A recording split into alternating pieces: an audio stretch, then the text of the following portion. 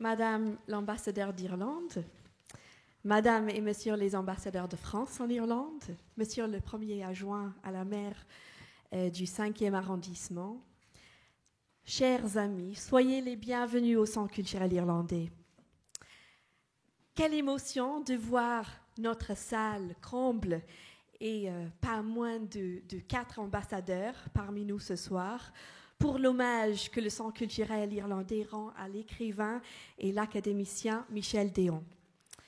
Votre présence à tous confirme combien Michel Déon a compté pour l'Irlande, autant que l'Irlande a compté dans sa vie. Michel Déon a dit que Robinson Crusoe lui a donné le goût des îles et que ce goût l'a poursuivi sa vie entière. L'Irlande fut en effet l'une de ses terres d'élection et une grande source d'inspiration. Comme vous le savez, l'une de ses œuvres les plus célèbres, Un taxi mauve, a pour décor l'ouest de l'Irlande et a inspiré le célèbre film du même nom avec Fred Astaire, Philippe Noiret, Charlotte Rampling. Sa fille Alice Déon et l'une de ses petites filles Marguerite Déon nous font l'honneur d'être présentes ce soir pour écouter 3 spécialistes et grands amis de l'auteur évoquer sa vie, son œuvre et la relation très particulière que Michel Déon avait nouée avec l'Irlande. Mais avant de vous présenter nos intervenants, j'aimerais passer la parole à Madame l'ambassadeur d'Irlande en France, Patricia O'Brien.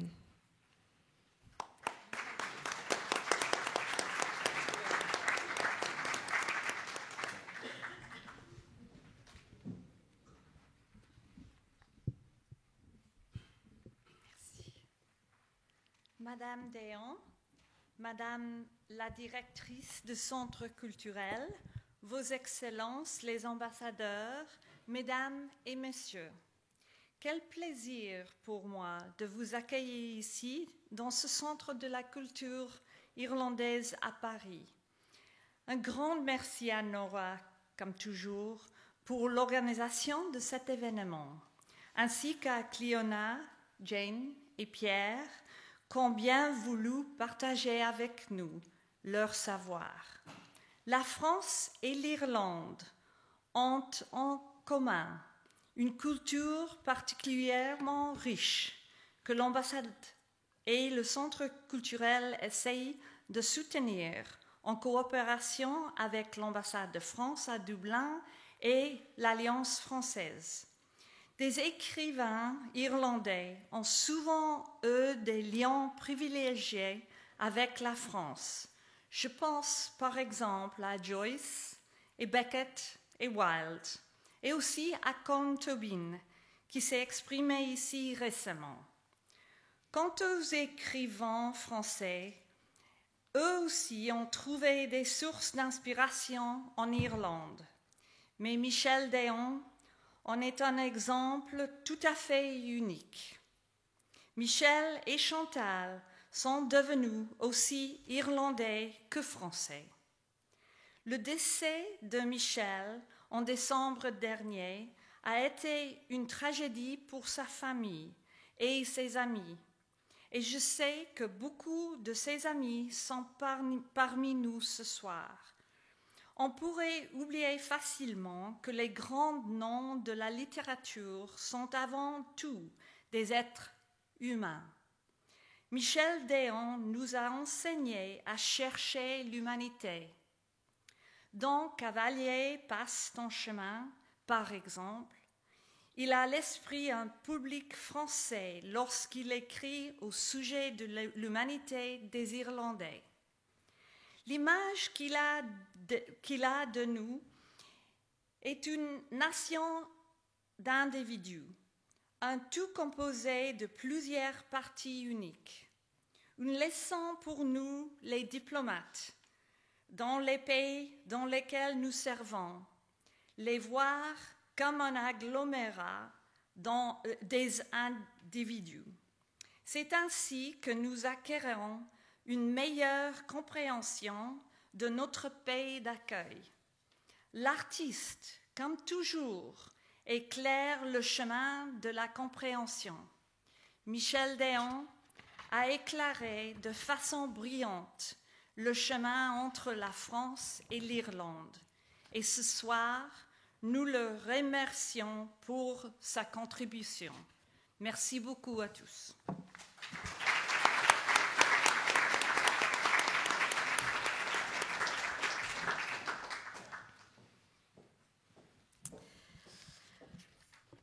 Nos trois invités vont intervenir chacun leur tour, puis nous vous proposons un temps d'échange et de questions à l'issue des trois interventions.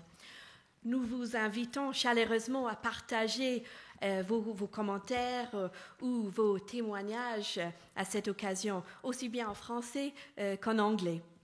Nous terminerons également cette belle soirée par un cocktail qui sera l'occasion de découvrir les photos rassemblées par Jane Conroy. Commençons donc par notre première intervenante, Cliona Ní Riordan. Cliona est professeure à l'Institut du monde anglophone de la Sorbonne Nouvelle. Elle y dirige aussi le groupe de recherche en études irlandaises. Elle a rencontré Michel Déon à l'occasion de sa récente traduction en anglais de Cavalier passe ton chemin, œuvre dans laquelle il explorait l'identité collective de la nation irlandaise. Cliona va évoquer son travail de traduction et le regard que Michel Déon portait sur l'Irlande.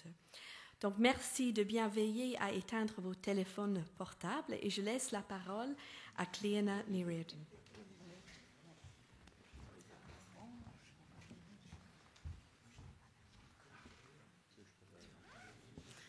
Bonsoir, mesdames et messieurs, chers amis.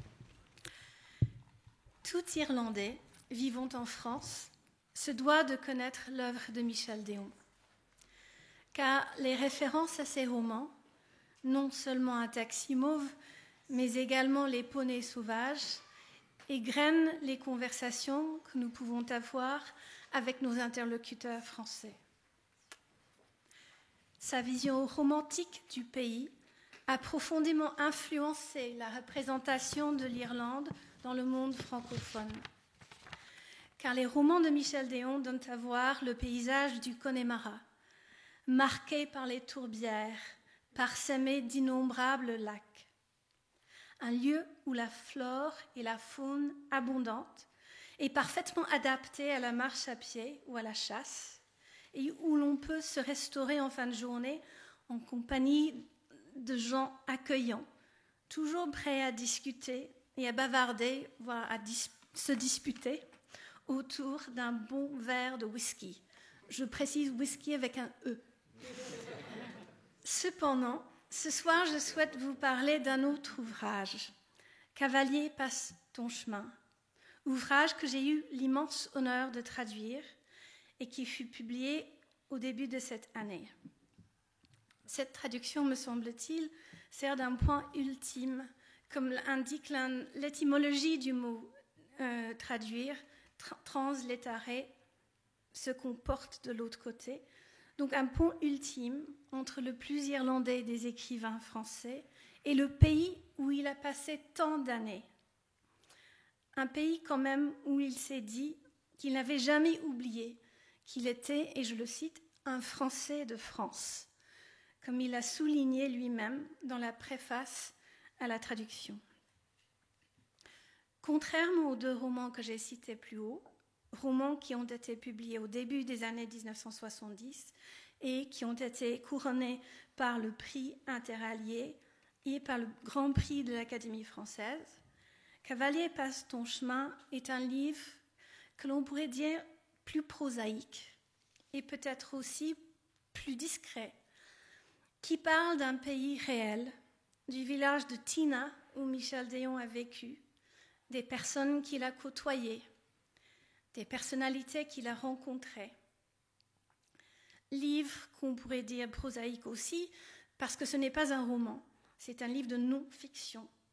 Un livre qui se présente comme une série de photographies prises à différents moments de sa vie irlandaise, à une période clé de l'histoire de l'Irlande, quand l'Irlande est passée d'une île à la marge de l'Europe à un pays pleinement intégré dans l'Union européenne, d'un pays pauvre à un pays aisé, avec un retour en arrière quand même, pendant les années de la crise. Michel Déon a donc pu observer les relations de notre peuple avec l'argent, la mondialisation et la sécularisation sur une période de presque 50 ans. Ainsi, quand nous lisons Cavalier passe ton chemin, nous faisons connaissance avec l'Irlande qu'il a connue à son arrivée à la fin des années 60, sur un coup de tête, comme il dit.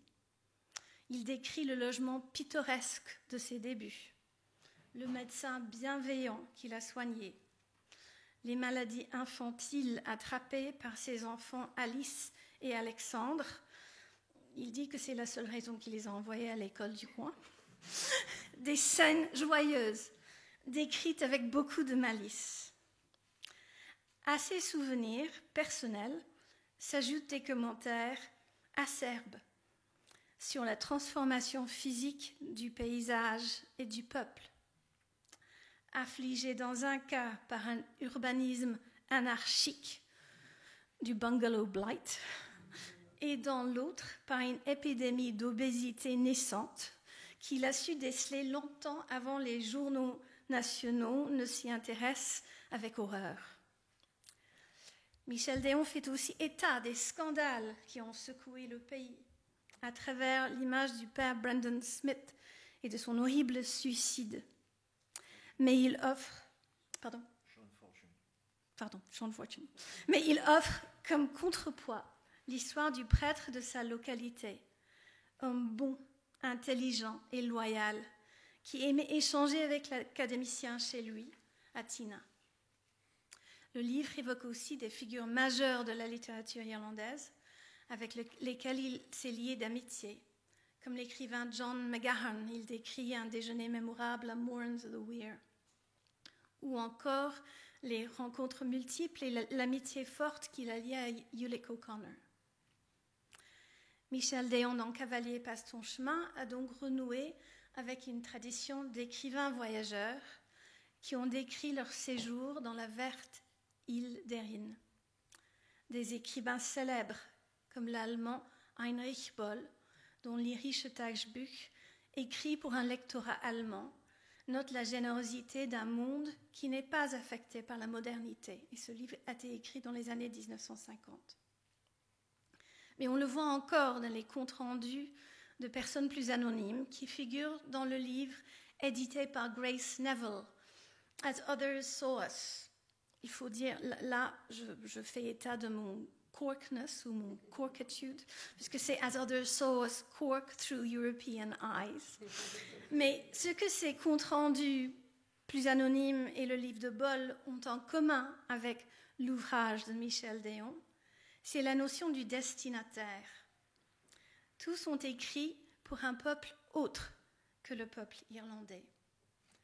Ce qui différencie leurs travaux de ceux de Michel Déon est la durée de temps passé et la fine connaissance d'un pays que Michel Déon a appris à aimer de mieux en mieux, et je le cite de nouveau, pour son ouverture d'esprit, son courage, ses espoirs, son humanité. Cependant, comme il le dit si bien lui-même, le portrait que l'on obtient à la fin est un portrait en toute franchise, c'est l'expression qu'il utilise. Un portrait qu'on pourrait qualifier un peu d'un portrait à la Oliver Cromwell. Vous savez, Oliver Cromwell, quand il a demandé à son portraitiste de le peindre, il l'avait sommé de le peindre warts and all, avec c'est un mot qui est difficile à prononcer, les verrues. Verrues. C'est terrible, après tant d'années. C'est un livre qui, à mon sens, méritait d'être connu par tous les Irlandais. Non seulement pour prolonger cette écriture des écrivains voyageurs, mais aussi pour permettre aux Irlandais de se regarder dans le miroir que tendent les pages écrites par Michel Déon. Ainsi, alors que Michel Déon avait un traducteur attitré en anglais, j'ai remarqué que ce livre n'avait pas été traduit et j'ai contacté Pierre Joannon pour lui demander si on pourrait éventuellement envisager une traduction. Je l'ai fait aussi parce que Michel Déon est un auteur qu'on aime donner à lire à nos étudiants à la Sorbonne et qu'on aime aussi donner à traduire, parce que la syntaxe sinueuse de ces phrases pose bien des défis. On pourrait appeler ça la torture par la traduction aussi. Mais les étudiants ont beaucoup aimé les épisodes qu'ils racontent avec tant d'humour. Et donc la traduction et Pierre Joannon m'ont permis de rencontrer l'écrivain.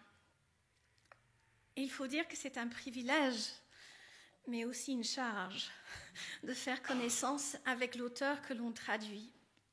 Surtout avec un auteur prêt à lire votre travail et à discuter des références ou à élucider tel ou tel passage. Nous nous sommes rencontrés pour la première fois en 2011. Et entre cette date et le moment de la publication de ce livre à la veille de sa mort, nous avons souvent échangé autour d'un déjeuner dans le quartier des éditeurs, non loin des bureaux de Gallimard et de l'hôtel de l'université où il aimait résider. Les rendez-vous de traduction sont vite devenus des moments où on passait très vite sur les problèmes de traduction. Il confirmait ou il contredisait rapidement mes intuitions traductives, et puis après on abordait les questions fondamentales, la littérature. Et j'ai retrouvé tout récemment une lettre où il me parlait du poète grec que j'avais évoqué avec lui, Odysseus Elitis, et il me disait que sa réception en France avait été tellement grande. Et on a discuté aussi de notre admiration commune pour Patrick Modiano, avant le prix Nobel de littérature, je dois dire. Et aussi de l'écrivain que j'admire beaucoup, Emmanuel Carrère. Michel Déon connaissait Emmanuel Carrère et sa mère, Hélène Carrère d'Ancos. Et on se posait la question du terme qu'il n'aimait pas beaucoup, l'autofiction, à savoir si le travail d'Emmanuel Carrère pourrait se qualifier d'autofiction ou pas. En fait, j'avais l'impression de déjeuner avec l'âme même de la littérature française. Et même si la traduction devenait parfois secondaire, on ne la perdait pas de vue. Ça donnait lieu aussi parfois à de vifs échanges, et je voudrais partager quelques-uns de ces échanges avec vous. Vous voyez les yeux, c'est traître. Donc, notamment au sujet de W.B. Yeats. Yeats, donc Cavalier passe ton chemin, est tiré de l'épitaphe Cast a cold eye on life, on death, horseman pass by. Et il fallait d'abord que je joue à cache-cache, parce que le livre de Cavalier passe ton chemin est parsemé de citations de l'œuvre de Yeats. Non seulement des poèmes, bien sûr, que Michel Déon avait entrepris de traduire, mais aussi de citations de ses lettres ou de ses autobiographies. Et donc il fallait remonter à la source. Il n'était pas question pour moi de traduire Yeats pour que Yeats devienne Cleonany Redwine. Et puis donc il y avait ce jeu de pistes qui nous avait pris des moments, parce que le livre avait été écrit une dizaine, voire une vingtaine d'années avant le moment d'entreprendre la traduction. Et puis, il y a eu le cas du poème « An Irish airman foresees his death ». Donc, je dois dire que c'est un de mes poèmes préférés. Je l'ai appris dans mon enfance. Et je pense que quand on apprend des choses lorsqu'on est enfant, on a une affection particulière et peut-être une indulgence. Michel le détestait. Et il le cite, il a même traduit dans le livre, mais il l'attribuait il disait que c'était un poème qui avait été écrit pour The Schoolroom de Lady Gregory. Et donc on s'est disputé. Je lui ai tenu tête pendant une bonne heure, mais quand même, il a fallu à la fin il a fallu, mais il a gagné la bataille. Il m'a convaincu que le poème, quand même, n'était pas un des meilleurs poèmes de Yeats. Et rétrospectivement, je dois dire qu'il avait raison. La traduction finie, ce qui nous a peiné, c'était que les éditeurs irlandais n'avaient pas l'impression que le lectorat de notre pays, presque commun, l'Irlande, serait ouvert à la franchise de Michel. Les descriptions peut-être des femmes qui avaient grossi et du paysage qui était détruit n'étaient pas au goût de tout le monde. Et donc grande était ma satisfaction lorsque le livre a été publié par Lilliput Press et par l'entremise d'un diplomate irlandais, Micheál Tierney, est arrivé au Galway Clinic pour que Michel Déon ait le livre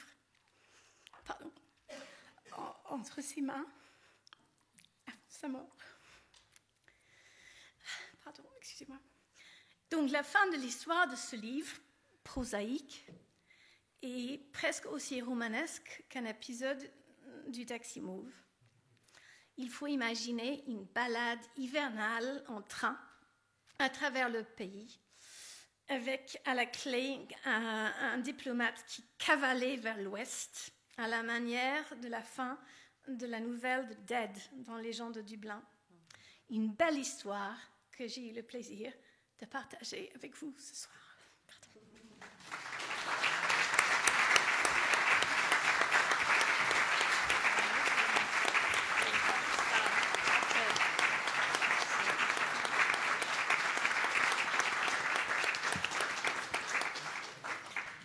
Un bel hommage, Cliona, à Michel Déon.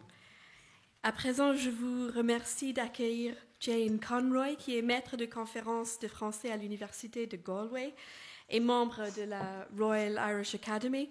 Jane va nous parler des liens étroits de Michel Déon avec l'Université de Galway.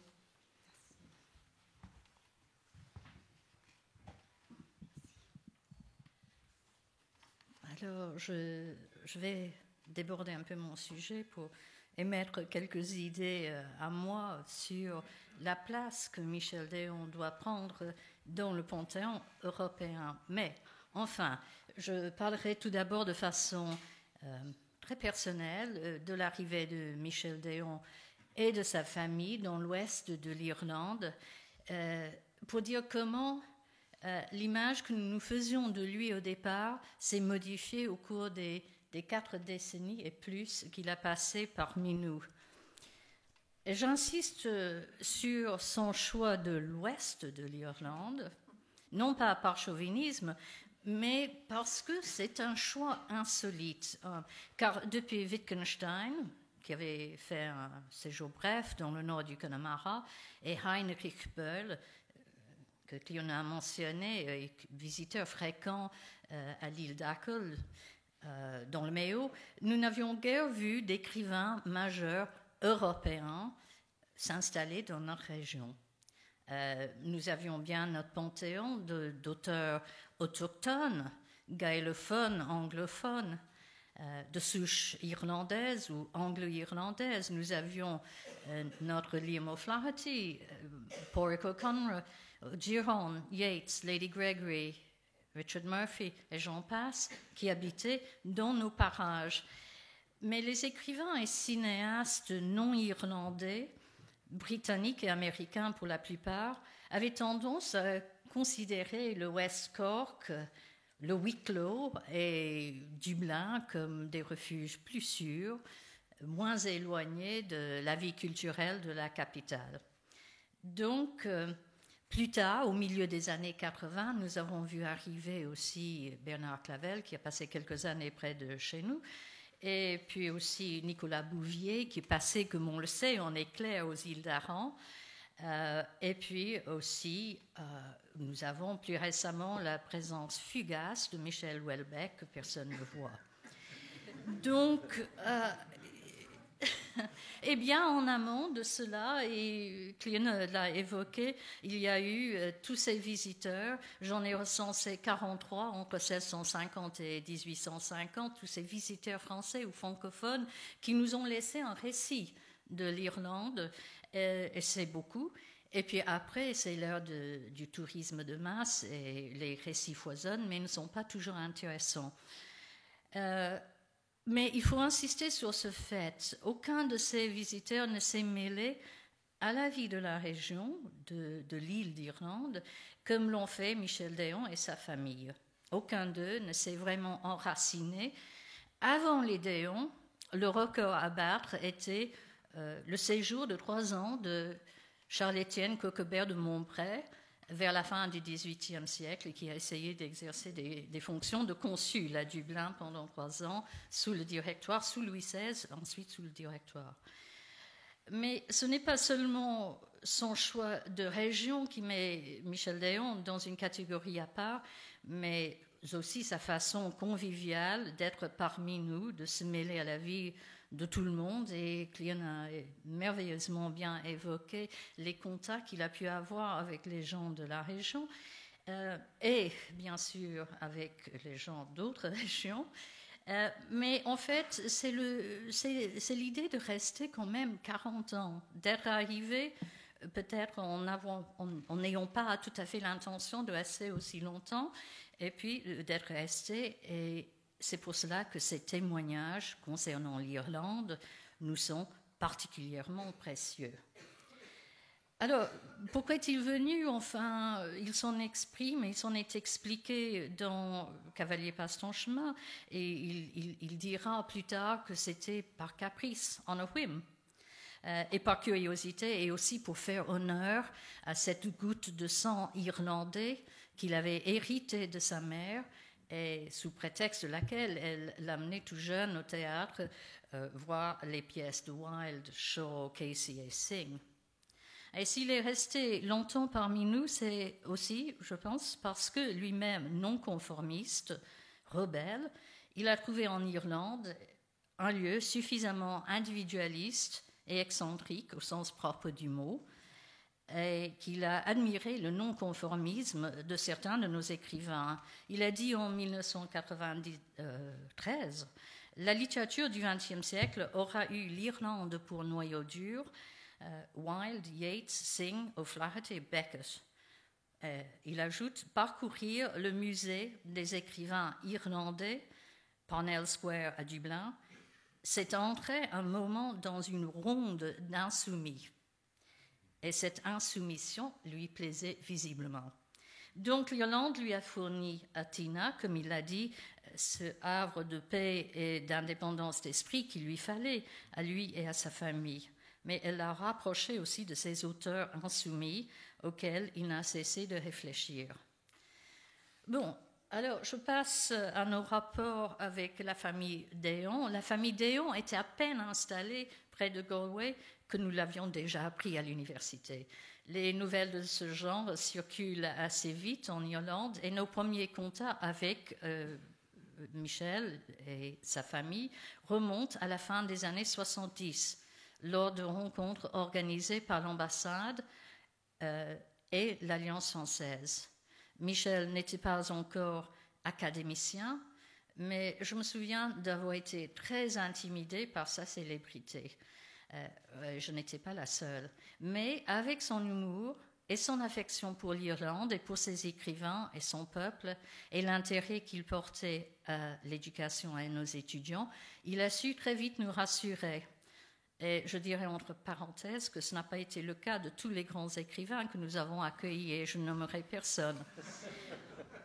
Mais en 1981, la National University of Ireland, c'est-à-dire la plupart de nos universités réunies, lui ont remis un doctorat honoris causa.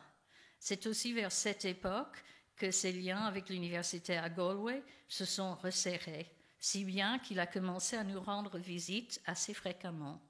Et je lis dans son journal, à la date du 26 octobre 1983, la mention suivante. Hier, un déjeuner à l'université de Galway avec Frank Ford et sa femme, italienne, et le président de l'université. Et puis il note échange de beaucoup de citations. Je me permettrai ici ce qui semblera être une petite digression, mais qui n'en est pas vraiment une, car je voudrais brièvement rappeler quelle était sa vie à cette époque. Nous, les Irlandais, nous revendiquons Michel Déon, nous voulons le considérer comme l'un des nôtres, mais il avait d'autres préoccupations. Et donc, j'emprunte à son journal, le journal qui a été publié, qui va de 1943 à 1983, je pense, non, 1946 à 83, et j'emprunte quelques renseignements. Parce que je voudrais donner un aperçu de ce qu'était sa vie à cette époque, et surtout de la diversité des mondes qu'il habitait, et de son rapport à l'Irlande. Alors, rappelons-le, au début de ce mois d'octobre 1983, il a déjeuné vers la fin du mois à l'université, mais au début du mois, il était resté seul à Speyside pour écrire. Il avait ensuite plié bagages, rangé son bateau, fait ses adieux, et il s'était rendu à Athènes par voie de mer, où il a vu des amis. Puis à Paris, où il avait, dit-il, défendu en commission du roman de l'Académie française, justement, un roman d'Emmanuel Carrère, c'est-à-dire l'ami du Jaguar, et aussi Le premier pas d'Amante de Laurence Cosset. Il a vu ses éditeurs, il a rencontré de vieux amis, écrivains et artistes, donné plusieurs interviews et visité le salon d'automne. En somme, il a participé pleinement à la vie littéraire et artistique parisienne, tout cela avec bonheur et aplomb. Et après quoi, il est rentré à Tina, retrouver sa famille, et il a terminé en 10 jours le roman qu'il avait alors sur le métier, c'est-à-dire « Je vous écris d'Italie ».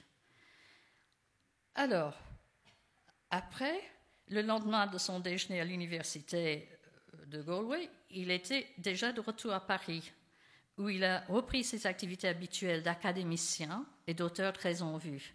Puis début novembre, il est à nouveau à Tina, il reprend sa correspondance avec les uns et les autres, y compris avec son premier traducteur anglais, et accompagné de Madame Déon, il va dîner à l'ambassade de Dublin, où il rencontre entre autres les Joannon.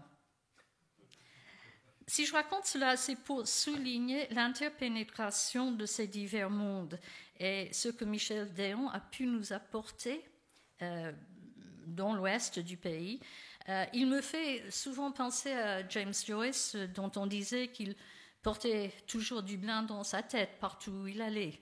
Et je pense que Michel Déon a ici le tour de force de porter plusieurs pays dans sa tête et d'en tirer une vision que je qualifie de pan-européenne.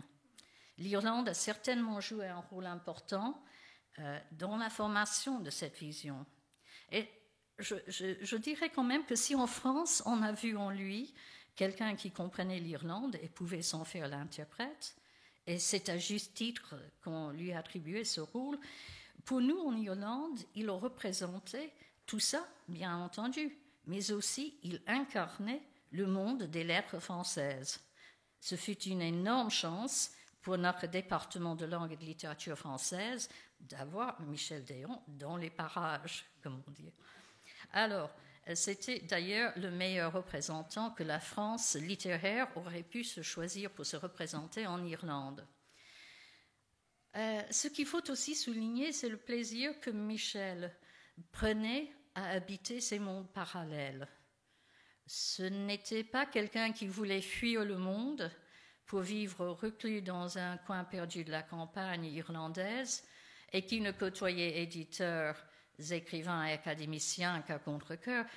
Et ce n'était pas non plus quelqu'un qui se résignait à se retirer du monde pour écrire, mais qui détestait ces périodes de reclusion et avait hâte d'en sortir une fois son livre bouclé. Et je conseille vivement la lecture du journal de Michel Déon pour qui voudrait comprendre sa vision de nos civilisations. C'est une chronique passionnante des divers milieux qu'il a fréquentés. Et je vois d'ailleurs que la biographie que Christian Authier lui consacre et qui doit paraître en janvier prochain s'intitule « Les mondes de Michel Déon ». Le titre est bien trouvé pour un écrivain navigateur, car il était bien, pour moi, un navigator between worlds. Alors, pour en revenir à ses rapports avec notre université, il faut dire qu'il regardait les universités en général d'un œil assez désabusé et avec la lucidité qui caractérise son approche de toutes les grandes institutions. Et il aimait me taquiner sur ce sujet, très gentiment, sachant que je le prenais en bonne part. Il considérait peut-être que l'éducation était trop importante pour être confiée, non pas aux enseignants, mais aux managers qui envahissaient nos établissements. Et pour montrer que c'était quand même une plaisanterie, il m'a envoyé un jour, en 2006, un beau texte du sinologue et philosophe belge Simon Ollès, que l'article a pour titre « Une idée de l'université » et Michel m'a expliqué que c'était pour me consoler et me montrer que je n'étais pas, comme il disait, seule à avoir une grande et belle idée de l'université. Et il me semble aussi que ses opinions au sujet de l'université étaient proches de celles de Leys, qu'il admirait beaucoup et qu'il se faisait, comme Leys, des soucis légitimes pour l'avenir de l'éducation. Bon, ce qu'il a fait pour nous. À l'université de Galway, nous lui serons toujours reconnaissants de ce qu'il a fait. Passons en revue quelques-uns de ses gestes. D'abord, le fait que c'est à Galway qu'Alice Déon a fait ses premières études de licence. C'était une grande marque de confiance. Et ensuite, il y a les quelques 7000 livres et les manuscrits qu'il a donnés à notre bibliothèque. Cela a commencé tout doucement. Nous le voyions arriver, souvent à l'improviste, accompagné de son Prague de Weimar, dans un gros 4x4, qui avait visiblement un peu souffert sur les petites routes de Galway. Et nous déchargions ensemble les caisses de livres qu'il nous apportait. Et on ne savait pas encore qu'il y allait en avoir 7000. Il glissait généralement dans ses caisses quelques revues de chasse pour le mari de notre collègue Gisèle. Et puis nous allions prendre un café ensemble et bavarder de choses sérieuses ou frivoles. Il a accepté d'être nommé professeur honoraire dans notre université et l'honneur était tout pour nous. Il venait de temps en autre discuter de littérature avec nos étudiants.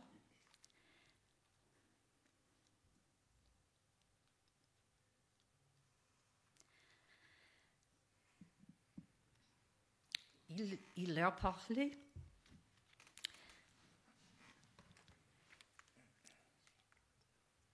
Il leur parlait de ses auteurs préférés à lui. Stendhal était toujours au premier plan. Et de pourquoi et comment lui-même avait commencé à écrire. Et l'un de nos meilleurs étudiants m'a dit un jour que ses séances avec Michel Déon lui avait apporté plus que tous ses autres cours. Et c'était très peu flatteur pour ses professeurs habituels, dont j'étais. Mais je comprenais parfaitement que pour lui, tous ces cours de littérature prenaient un autre sens grâce à la présence de Michel. Et le même étudiant a ensuite décroché une bourse Fulbright et a fait carrière, etc., dans la littérature. Je citerai ici Éric Neuhoff à propos de l'influence de Michel Déon sur de jeunes Français. Les livres de Déon furent notre cours de récréation. On le cite souvent, cette citation, mais c'est une belle citation. Les livres de Déon furent notre cours de récréation. Nous y avons appris à jouer, à vivre, à aimer. Nos étudiants ont eu la chance de bénéficier en direct de cette influence dans les séminaires donnés par Michel. Alors, dans le monde de la littérature, et je vais terminer sur quelques idées concernant sa place dans le monde de la littérature. Dans le monde de la littérature française, il a fait figure, n'est-ce pas, de rebelle. Il n'a jamais cessé d'interroger ce monde littéraire et tous les autres dont il était familier. Et l'Irlande, comme les autres, lui a fourni un poste d'observation qui lui a permis d'avoir une vue plus juste sur la France et l'Europe et les transformations qu'elle subissait. Il était chez lui un peu partout en Europe et connaissait plusieurs langues. Il a traduit par exemple Saul Bellow et Alarcon. Malgré le fait qu'il est resté fidèle à la France et qu'il portait la France dans son cœur et qu'il avait aussi l'âme plus qu'un peu irlandaise, il est à mes yeux un grand écrivain européen. Et c'est d'ailleurs ainsi qu'il voyait Stendhal et l'une des raisons pour lesquelles il l'aimait. Ce n'est pas un hasard que dans l'un de ses meilleurs romans, Les poneys sauvages, il fait parcourir à ses protagonistes plusieurs pays, y compris l'Irlande. Conscient de la fragilité de notre civilisation, il était préoccupé de notre avenir commun. Mais j'aimerais ici citer Frédéric Vitou qui remarque que pour Michel Déon, le fait d'habiter en Irlande n'est pas un exil et n'a certainement pas affaibli sa vision. Au contraire, je vais citer vite tout. Déon nous a fait aimer la Grèce, l'Irlande, il est inutile d'insister. Mais il ne s'est pas dispersé pour autant. Au centre de tous ses livres s'impose une forme de fidélité à ce qu'il est, à ce qu'il aime, aux valeurs qu'il défend. Déon, l'écrivain exilé par excellence, comme disent certains, loin de son pays, de son temps, non. L'écrivain plutôt qui n'a cessé de s'explorer lui-même sans complaisance, sans relâche, avec cette sincérité sans laquelle une œuvre ne saurait prétendre à l'universalité. À l'université donc, nous avons essayé de remercier Michel Déon. Nous ne lui avons pas bâti de monument en bronze, mais nous avons fait ce que peuvent faire les universités. Nous avons mis quelques-uns de ses ouvrages au programme. La National University lui a remis un doctorat, comme je l'ai déjà dit, et nous l'avons nommé professeur honoraire. Et nous lui avons consacré des expositions, un colloque, une journée d'hommage. Et tout récemment, avec l'accord de la famille Déon, et grâce à une heureuse idée de son Excellence Jean-Pierre Thébault, l'Université de Galway a pris la décision de créer la Michel Déon Chair of French, c'est-à-dire la chaire Michel Déon de lettres françaises. Nous espérons que cette chaire nous permettra d'augmenter le nombre déjà considérable de thèses consacrées à son œuvre et surtout nous permettra de garder vivante sa mémoire. Merci.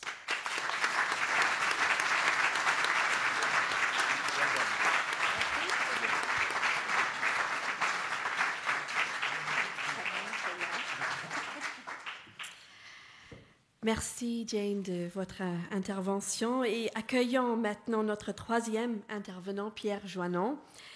Pierre Joannon est écrivain, historien et consul général d'Irlande. Il est l'un des meilleurs spécialistes français de l'Irlande. Pierre va nous parler de sa longue amitié avec Michel Déon et de leur attachement commun à l'Irlande.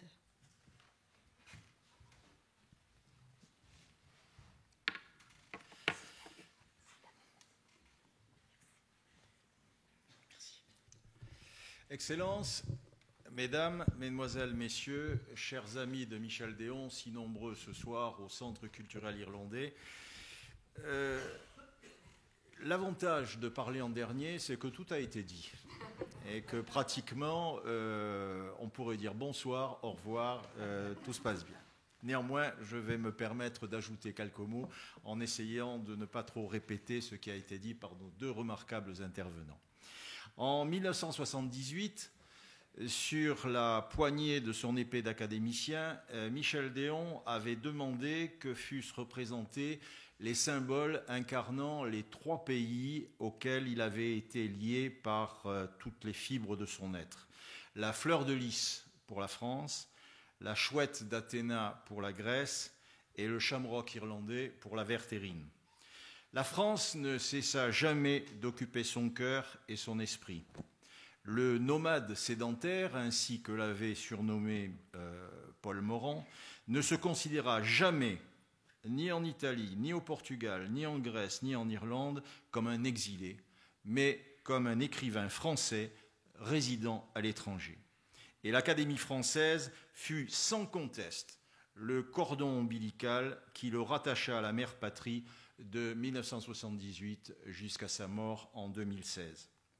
Pour ce qui est des deux autres pays dont il fut le chantre inspiré, Michel Déon nous dit au début de Cavalier passe ton chemin, « La Grèce m'aura obsédé, je ne cesserai jamais d'y penser, d'en remuer les souvenirs, de laisser sa lumière pénétrer dans mes livres, mais c'est l'Irlande qui m'aura gardé. » Il va même jusqu'à déclarer péremptoirement au Figaro le 19 juillet 1982 « L'Irlande est ma seconde patrie ». Pourquoi l'Irlande, est-on en droit de se demander? En y regardant de près, on relève quelques indices plus ou moins probants. La mère de Michel Déon, comme le rappelait Jane, se flattait de descendre d'un aïeul irlandais, un certain Joachim Crofton de Mott O'Connor. Une goutte de sang bien diluée, selon l'auteur d'un Taxi mauve. mais qui peut avoir inspiré le désir d'aller visiter ce Finistère aux confins du vieux continent. L'amour de la littérature joua certainement un rôle plus important, du moins me semble-t-il. Adolescent, Michel Déon fut initié au théâtre par Wilde, Shaw, Synge et O'Casey. Et pendant l'occupation, il se ruina à Lyon pour faire l'emplette d'une édition rare de l'Ulysse de Joyce qui le marqua profondément. En août 1957, un coup de téléphone de Christine de Rivoire le somma, toutes affaires cessantes, de venir à Dublin. « L'Irlande est formidable, lui dit-elle, c'est un pays pour vous. » L'idée fera lentement son chemin et dans le courant de l'hiver 1969, les Déon au grand complet cesseront à vivre dans le comté de Galway. D'abord à Kilcolgan Castle, un château délabré qui prenait eau de toutes parts dès qu'il pleuvait à verse. Au country club de Castle Colgan qui ne valait guère mieux. À Saint-Clérance, la gentilhommière de John Huston à Crockwell, où Sartre avait séjourné pour écrire un scénario sur Sigmund Freud pour le maître des lieux, ce qui fut une catastrophe sans précédent. Et enfin, à Tina, dans cet élégant presbytère géorgien baptisé The Old Rectory, où Michel et sa famille s'installent à demeure en 1974. Un an plus tard, nous faisions connaissance. Nous devions nous revoir souvent. Chez Morans, dans l'estuaire de Kilcolgan, où l'on déguste les meilleures huîtres du monde. À Tina, dans sa gentilhommière peuplée de chiens et de chevaux. À Clonbur, dans notre maison surplombant le lac Corrib et le lac Masque, mais aussi à Paris ou à Antibes, où nous avions fondé en 1989 le prix littéraire Jacques Audiberti, qui nous permit de porter sur le pavois des écrivains de stature internationale comme Laurence Durel, Jacques Lacarrière, Patrick Livermore, Oriana Fallaci, Antonio Tabucchi, Albert Cossery, Félicien Marceau, Jean Rollin et bien d'autres. Ce palmarès illustrait parfaitement l'indépendance d'esprit de Michel Déon, son goût dénué de tout sectarisme pour la belle ouvrage littéraire et une ouverture sur l'étranger peu commune dans le milieu intellectuel, souvent replié sur lui-même. À chacune de nos rencontres, nous parlions livres et bibliophilie, deux passions partagées, mais surtout, nous évoquions l'Irlande, notre Irlande, disait-il souvent, car l'Irlande est multiple, changeante et contradictoire. Notre Irlande n'était pas l'Irlande citadine de Dublin, nonobstant notre admiration commune pour Joyce. Ce n'était pas non plus, et je m'en excuse auprès de Cliona, Cork, le West Cork et le Kerry, trop touristique à notre goût. C'était l'Irlande de l'Ouest, l'Irlande du Galway et du Mayo, le Connemara des côtes sauvages et déchiquetées, des petits lacs sombres et des tourbières. Lorsque on lit les 4 livres que Michel Déon consacra à son pays d'adoption, Les poneys sauvages pour partie, et puis un taxi mauve, L'enfant et la sorcière, merveilleux petit conte pour enfants admirablement illustré de photos de Nutan, et Cavalier passe ton chemin. Lorsqu'on lit ces 4 livres, il ne faut jamais oublier que Michel Déon peint l'Irlande de l'Ouest, une région sauvage, secrète, pauvre et digne, qui n'a rien à voir avec Dublin et ses banlieues proliférantes. Michel Déon y trouva la paix, la tranquillité et l'inspiration dont il avait besoin pour terminer son maître ouvrage, Les poneys sauvages, et pour écrire avec entrain tout le reste de son œuvre. Il y trouva un équilibre intérieur qu'il n'aurait sans doute pas pu trouver ailleurs, à l'instar de ce héros des poneys sauvages qui décline une invitation en Grèce en avouant, je cite, « L'Irlande me suffit, le monde animal y est heureux, chevaux doux comme des agneaux, oiseaux par milliers, et les Irlandais sont fous. Avec beaucoup d'applications, je peux devenir fou aussi. Si je ne réussis pas, j'essaierai autre chose. Vous savez, l'espoir est une sorte de maladie tenace qui couve et ne guérit jamais. On n'est pas à l'abri d'une crise. Seul le paradis est sans espoir. Dans une certaine mesure, l'Irlande est un paradis. L'homme n'est pas fait pour ça, pas assez insensible, trop frêle. » Fin de citation. Mais Michel Déon était tout sauf un naïf. Il connaissait parfaitement l'envers de ce paradis. Et s'il n'en parlait pas ouvertement, c'est parce qu'il avait à cœur de respecter les lois de l'hospitalité à l'ancienne qui imposaient à l'étranger un devoir de réserve à l'égard du pays d'accueil. Dans nos conversations, dans les lettres que nous échangions, plus de 400 en un peu plus de 40 ans, il s'inquiétait de certaines dérives. Il ne me cachait pas son inquiétude sur la situation dans le Nord. Il se scandalisait des affaires qui jetaient l'opprobre sur l'Église, vitupérait les banquiers qui avaient mis le pays pratiquement au bord de la ruine, s'effarait de quelques faits divers qui défrayaient la chronique de l'Irish Times, son journal préféré, et le mien également. S'il connaissait les travers du pays et de ses habitants, il se félicitait tous les jours de vivre au milieu de ces gens simples de l'Ouest, dont il admirait l'absence totale de considération pour les grandeurs d'État et les conventions sociales, le courage inaltérable qui leur faisait s'écrier au milieu des pires calamités « Ah, it could be worse » ou bien « It'll be grand tomorrow », un don de la parole, le fameux gift of the gab, qui permet de transposer la réalité en morceaux d'éloquence ou en matériaux littéraires. Une xénophilie doublée d'une curiosité toujours en éveil pour les étrangers. Et surtout, une profonde gentillesse, si naturelle et si spontanée qu'elle finit par devenir contagieuse. La dernière œuvre de Michel, Cavalier passe ton chemin, dont il a pu tenir entre ses mains la traduction en anglais à la veille de sa mort, est tout imprégné de cette infinie gentillesse du peuple irlandais, mélange d'indulgence amusée et de confiance naïve dans la bonté de l'homme et la beauté du monde. Parce qu'il a su magnifiquement peindre cette Irlande de l'Ouest dans toute la splendeur de ses paysages et dans toute la richesse de son humanité attachante de simplicité et de vérité, Michel Déon a été le meilleur intercesseur entre nos deux pays. Un précieux ambassadeur de la France en Irlande et de l'Irlande en France, au mépris de la loi sur le non-cumul. Les Irlandais qui savent reconnaître ce qu'ils doivent à ceux qui les ont aimés et compris, j'en puis témoigner personnellement, ont su exprimer à Michel Déon leur gratitude pour sa contribution au resserrement des liens entre nos deux pays. Ils lui ont conféré les insignes de docteur honoris causa de l'Université nationale d'Irlande. Ils ont décidé de rebaptiser la chaire d'études françaises de l'Université de Galway, chaire Michel Déon. Ils lui ont récemment rendu à Galway un hommage vibrant dont nous a parlé Jane Conroy. En ce moment même, au Collins Barracks du National Museum of Ireland, une exposition de photos de Kim Houghton, intitulée Portrait of a Century, permet de découvrir les 100 personnalités qui ont marqué l'histoire de l'Irlande depuis l'orée du XXe siècle. Michel Déon y figure en bonne place à la date de sa naissance, 1919. Last but not least, un prix littéraire Michel Déon est en voie d'être créé.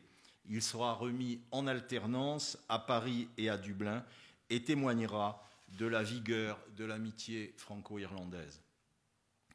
Michel Déon nous a quittés le 28 décembre 2016. Mais un écrivain, et surtout un écrivain tel que lui, ne meurt jamais. Il nous laisse son œuvre pour nous aider à déchiffrer le monde, pour célébrer le bonheur et l'honneur de vivre dans le respect des anciennes civilités, et il nous lègue une certaine idée croisée de la France et de l'Irlande que nous n'aurons garde d'oublier afin de continuer à être fidèles à son souvenir. Je vous remercie.